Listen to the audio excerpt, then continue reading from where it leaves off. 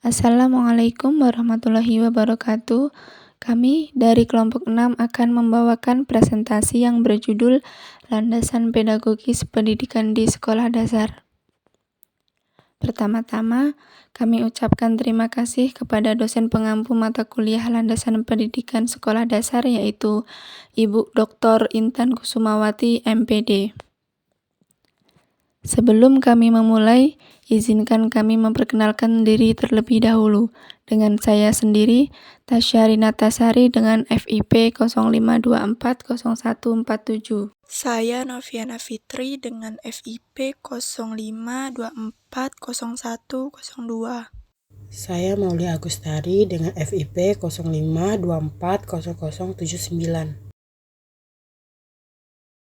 Berikut beberapa hal yang akan kami bahas yaitu pengertian, tujuan, aspek kompetensi, metode dan strategi pembelajaran, dan manfaat pedagogis. Baiklah, saya akan menjelaskan tentang pengertian landasan pedagogis. Pedagogis berasal dari bahasa Yunani, pait, anak-anak, dan ogogos memimpin. Sehingga pedagogis berarti pemimpin anak-anak. Dalam perkembangannya, pedagogis diartikan sebagai suatu ilmu dan seni mengajar. Jadi, landasan pedagogis merupakan suatu landasan yang digunakan oleh guru untuk dapat melaksanakan proses pembelajaran dengan baik dan mencapai tujuannya. Dalam kaitannya dengan pendidikan di sekolah dasar, landasan pedagogis meliputi perencanaan, pelaksanaan, dan evaluasi kegiatan pengajaran dan pembelajaran. Mustadi et al. 2018.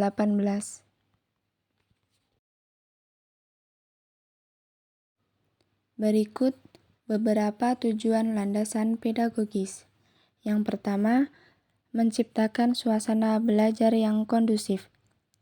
Berarti menciptakan lingkungan belajar yang mendukung dan memfasilitasi proses pembelajaran siswa. Lingkungan belajar yang nyaman dan tenang dapat membantu siswa fokus dan konsentrasi.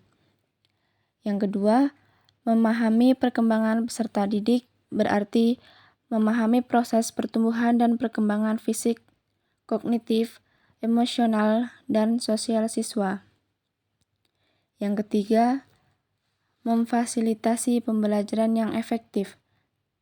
Berarti menciptakan lingkungan dan kondisi yang mendukung siswa untuk belajar dengan baik dan mencapai tujuan pembelajaran, seperti guru menggunakan berbagai metode pembelajaran untuk memenuhi kebutuhan siswa. Guru menggunakan teknologi untuk meningkatkan efektivitas pembelajaran. Yang keempat, mempersiapkan peserta didik untuk jenjang pendidikan selanjutnya. Berarti mempersiapkan siswa untuk melanjutkan pendidikan ke tingkat yang lebih tinggi, baik secara akademis maupun non-akademis. Secara akademis, mempersiapkan siswa dengan pengetahuan dan keterampilan akademis yang memadai untuk jenjang pendidikan selanjutnya. Non-akademis, mempersiapkan siswa dengan keterampilan hidup seperti keterampilan sosial, emosional, dan kepemimpinan. Aspek kompetensi. Aspek kompetensi mencangkup beberapa aspek penting yang harus dimiliki oleh guru untuk menciptakan pembelajaran yang efektif dan berkualitas. Berikut beberapa aspek kompetensi tersebut. 1. Mengenal karakteristik peserta didik. Guru harus memahami karakteristik peserta didik, termasuk kebutuhan, minat, dan kemampuan mereka. Dengan memahami karakteristik peserta didik, guru dapat menyesuaikan pembelajaran dengan kebutuhan individu.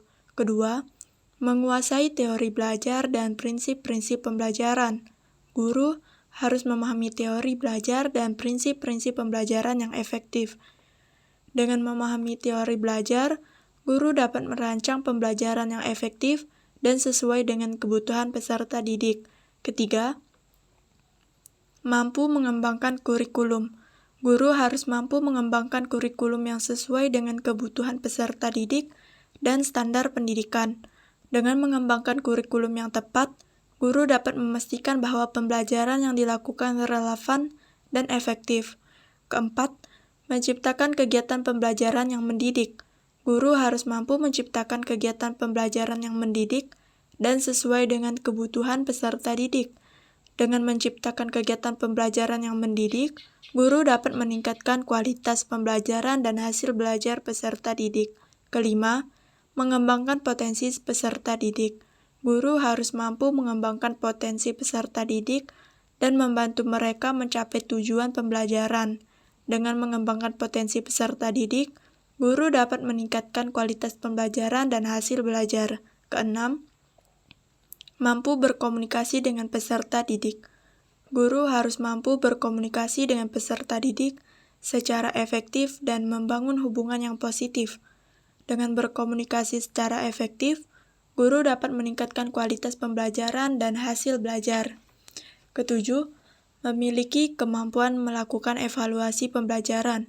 Guru harus mampu melakukan evaluasi pembelajaran yang objektif dan sesuai dengan standar yang telah ditetapkan. Dengan melakukan evaluasi pembelajaran yang tepat, guru dapat mengetahui kekuatan dan kelemahan peserta didik dan meningkatkan kualitas pembelajaran. Metode dan strategi pembelajaran dibagi menjadi 5, yaitu 1. Pembelajaran yang berpusat pada peserta didik. Pembelajaran ini harus disesuaikan dengan kebutuhan dan kemampuan peserta didik, sehingga setiap peserta didik dapat mengikuti pembelajaran dengan baik. Kedua, penggunaan teknologi.